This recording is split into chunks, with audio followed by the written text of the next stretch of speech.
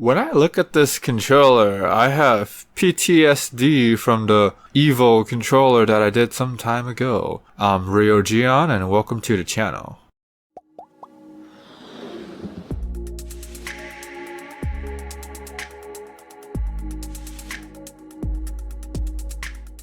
This is like a shot-for-shot exact look to the Evo VR controller. For those that don't know, I put a link to the video below. Okay, there are differences like the shape of the select and start button, the color scheme, but pretty much the chassis is the same. Look, I get it. This is probably like a shared chassis where companies use it to repackage the controller and sell it as though it's something that they originally came up with. I get it. I've seen many keyboards in my days that are actually like this. I do like the blue on the analog stick and the clamp. The blue looks good, and I'm surprised they used the same color scheme for the face button as the Xbox controller. I thought Xbox copyrighted that controller scheme, but I guess not. On the sides, it might look like it's textured, but it's not. It's the same plastic material that's just cut differently, hopefully to give you some extra grip. This controller has on and off switch, which is nice because it gives me more confidence when turning the controller on and off. There are 4 indicator lights, each of them have a different purpose for a different layout for different phones. This controller works with both Android and iOS, but it does not support above iOS 13.4. Now, I'm not an iPhone guy, so I couldn't tell you this is a deal breaker or not, but if this is something that you need to know if you're planning on getting this controller and you have an iPhone, I feel like this is an important thing to mention. Another important thing to mention is that the functions of how to pair the controller with the phone, and there's several layouts and different functions for each layout. So for this part, pause anytime you happen to lose the booklet that comes with the controller.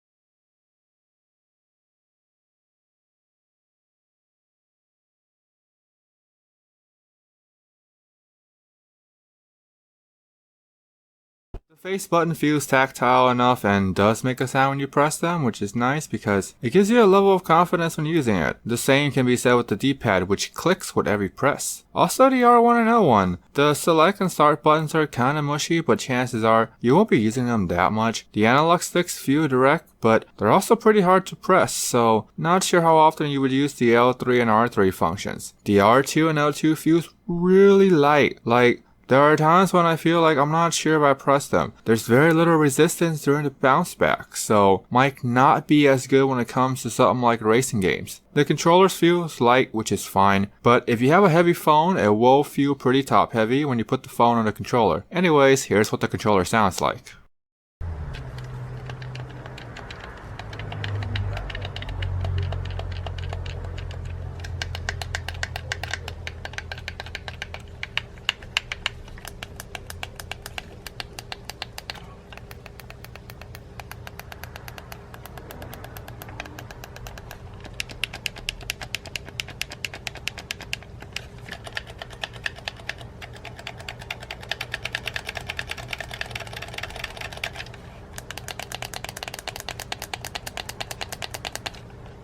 The clamp clicks a lot when using it. There's a part of me that thinks it's gonna eventually snap. Besides that, it does a good job of holding the phone. There are rubber pads on both sides, which means that the sides of your phones won't get scratched if you happen to use your phone without a case. The stretch portion of the controller is a bit stiff, so if you have larger phones, it can be an issue placing the phone in the clamp. While the phone is placed in the clamp does a really good job of keeping the phone in place. It definitely passed my clamp test in terms of shaking it with the controller while the phone's in the clamp.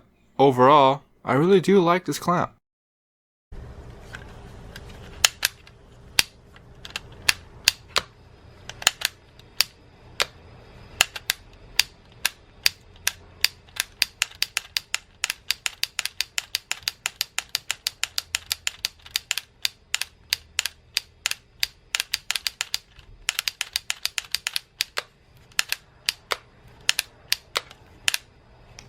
I am glad to say that everything works out right out of the box and there isn't a noticeable latency issue with other controllers in the past. This is great. In fact, the Evo VR controller was exactly like this in the beginning. Everything works. life is great. One fateful day, after the return date expires, the controller decided to crap out. The analog stick doesn't work right. So, what happened with this controller? Who knows? I hope not, because that would suck. I hope that it was just bad luck on my part and other evil controllers are not like this. And I hope that this controller works well for a long time, because I actually want products to do well to gain the trust of consumers, so that consumers will buy more products, and that more products will be made. So I hope nothing happens with this one. Nothing bad at least.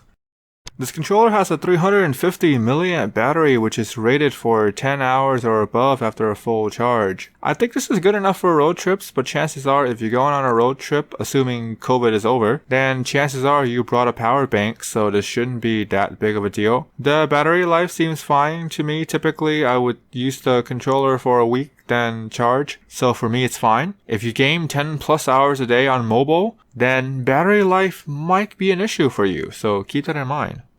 For around $25, I think this is a fine controller. It's a solid choice assuming that it would work for a long time. If you want to play emulators and you're looking for an affordable controller, then this one should definitely do the trick. There are lots of controllers to choose from, and if you want more options, you can definitely check out my channel, see if there's other controllers that you might be interested in. The unique selling point of this controller is the options and overlays. If you want to use this controller with games that just support touchscreens, you can. For iPhone users, check the version before getting this controller because it might not work. If you're new, then click subscribe, thumbs up, the bell for more content. You guys stay awesome.